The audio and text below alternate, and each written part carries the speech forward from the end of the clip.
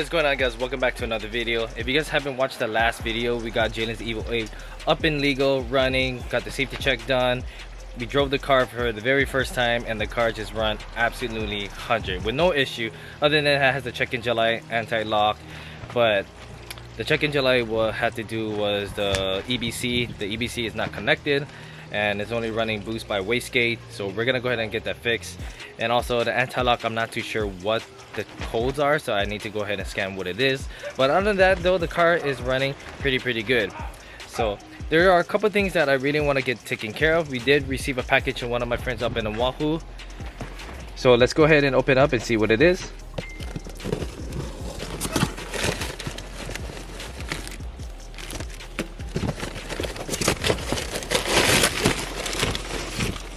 This is what I really need. So I just got a package from my friend Jurgen from Honolulu, or from Oahu, that we just received the driver's side front seatbelt that I've been searching for a long time. And the reason that we have to replace on Jalen's car is because this car had an accident 8 years ago. Airbags got deployed, seatbelt got locked out, and the only way to get it repaired is that you have to send it out and they do all the fixing and then they'll return it. But thankfully he has one and he shipped it out to me, so I'm super excited that we can go ahead and put this on, and then we can go ahead and ditch the sparkle harness. We need to go ahead and get this guy out of the way, disconnect the bolt off from the seatbelt buckle, one on the rail, take out the bolt from up here, pop the panels on bottom, and then we'll have access and we can go ahead and replace this seatbelt.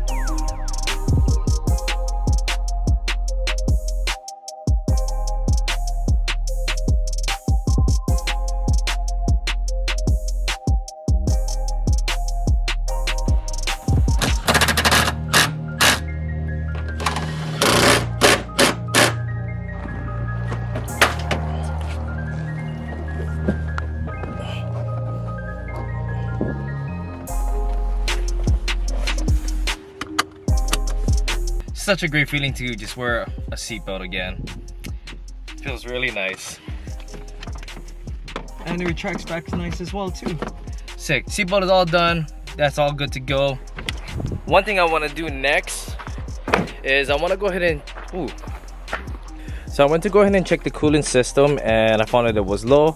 Then I was trying to wonder where the leak was coming from, and then I did notice here on the side, or between on the top of the thermostat housing and the bottom, was slightly leaking.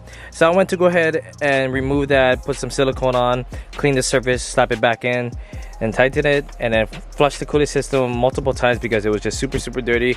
But being that the thermostat that I put silicone on top, that's just temporary for now until we can get a new replacement. So the next thing that I want to do is that I want to go ahead and flush the transmission, transfer case, and the rear differential. I was planning on doing it before we went to go ahead and drive the car for the first time, but I was just too excited and I totally forgot about it. So now we're gonna go ahead and do that. So before we do that, we need to drive the car up a little bit more up front.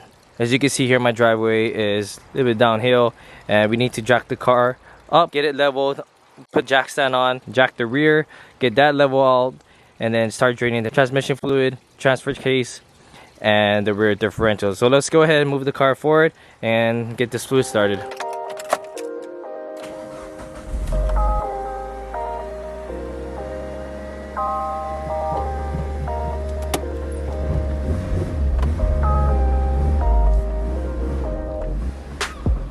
We are going to be jacking the car on a tow hook. As you can see, I don't have the under brace underneath yet. We are going to wait until we get this car front end aligned, and then we can see where the cross member meets from the front of the radiator to the back of the body.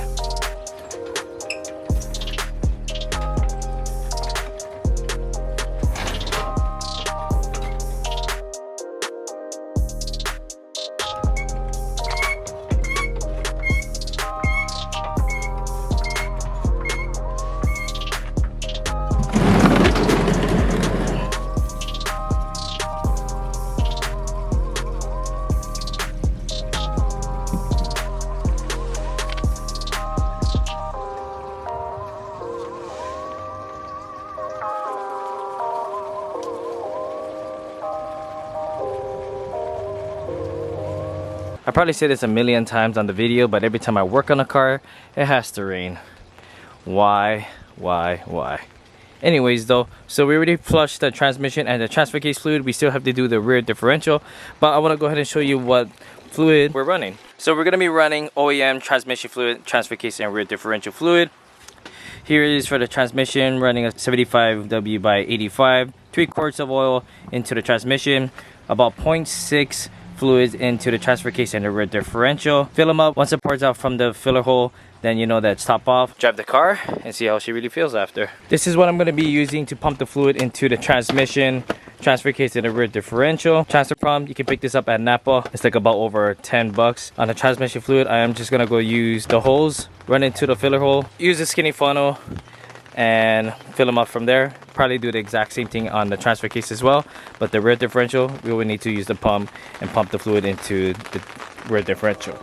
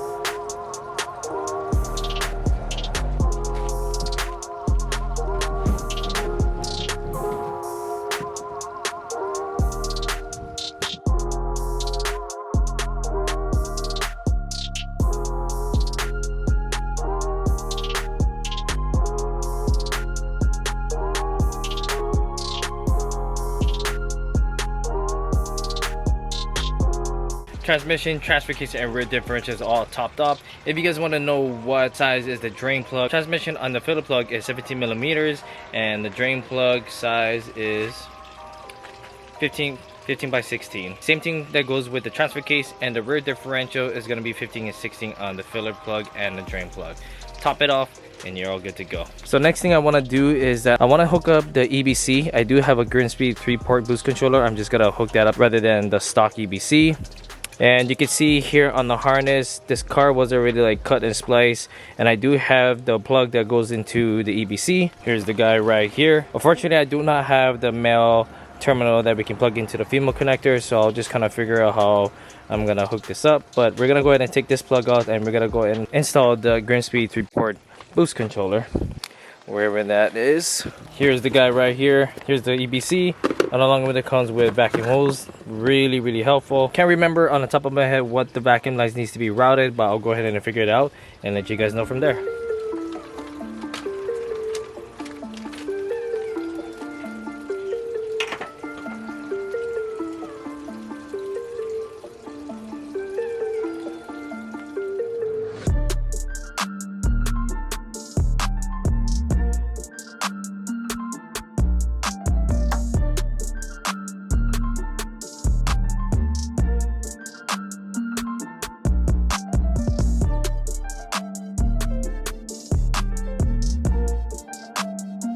So EBC is all hooked up.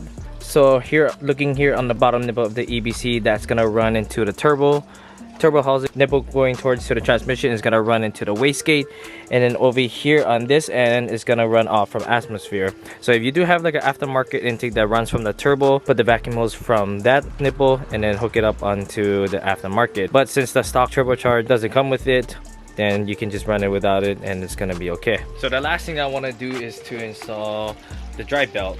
So when we had the car running for the first time, a couple days after the drive belt started squeaking, I ended up putting tire shine just to kind of quiet down the noise, and it's been quiet for the whole time.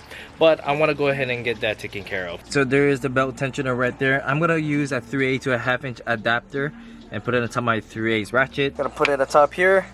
We're gonna pull it, put like an Allen screw inside, line it up so that way it keeps the belt tensioner tension, and then we can go ahead and replace the drive belt.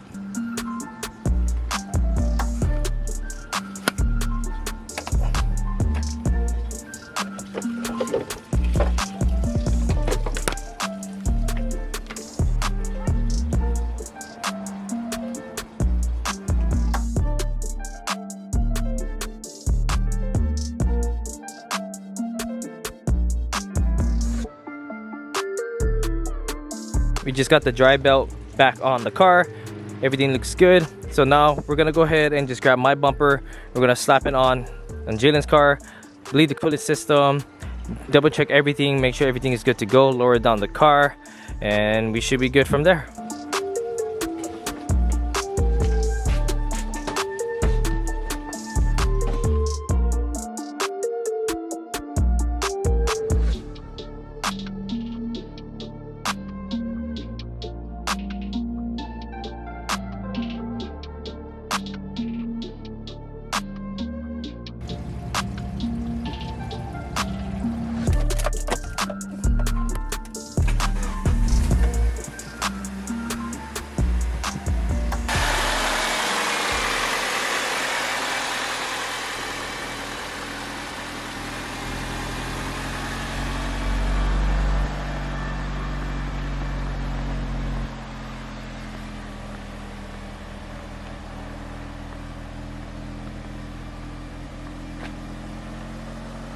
Okay guys, one last thing that I want to do before I end the video is to find out what, well, we already know what the check engine light is for, so I want to go ahead and figure out what the anti-lag fault is. So let's go ahead and plug on the scanner and see what kind of faults we get. So we got a random misfire, which I didn't really feel like the car is. Here are the fault codes for the turbo, wastegate, solenoid, but we already plugged in the EBC, so we can go ahead and get that cleared. But before I go ahead and do that, I want to go ahead and find out what are the fault codes for the anti-lock. So let's go ahead and find that. Can't read it. We cleared the close for the ABS. We'll see if it comes back on, which it probably will.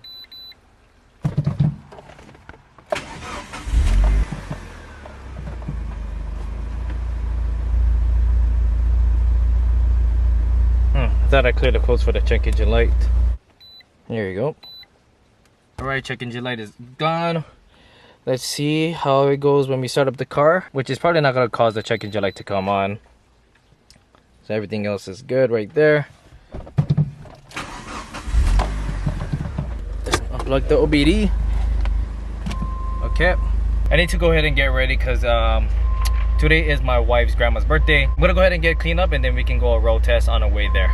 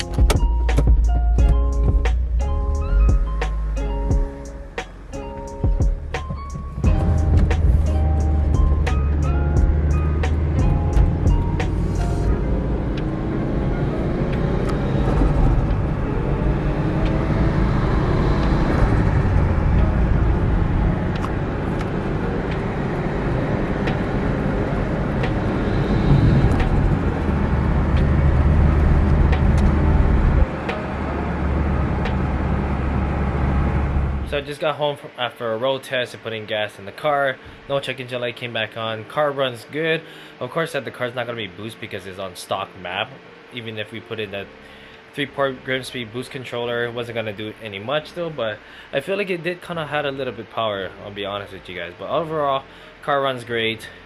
Anti-lock is still on. Need to figure out why it's still on, and all the tarmac, gravel, and snow lights are come on. I think the car should be fine from driving all the way to Hilo, and hopefully it makes it in one good piece. And as long as we can drive there and come back home, we should be all good. Tomorrow is gonna be an exciting day because we are gonna be straightening Jalen's front end on her Evo, and so everything else is gonna line up the way how it's gonna be. And I'm just super excited to just to get that out of the way, and then we can move on to the next project. So yeah, overall, I mean, I love the car. It's stock, quiet. Let me know in the comment section below what you guys think about the car. If you guys are interested in picking up the fluids, parts, or anything that we use on the video, will be linked down in the description box below. Hope you guys enjoyed the video. Aloha, and I'll see you guys on the next one.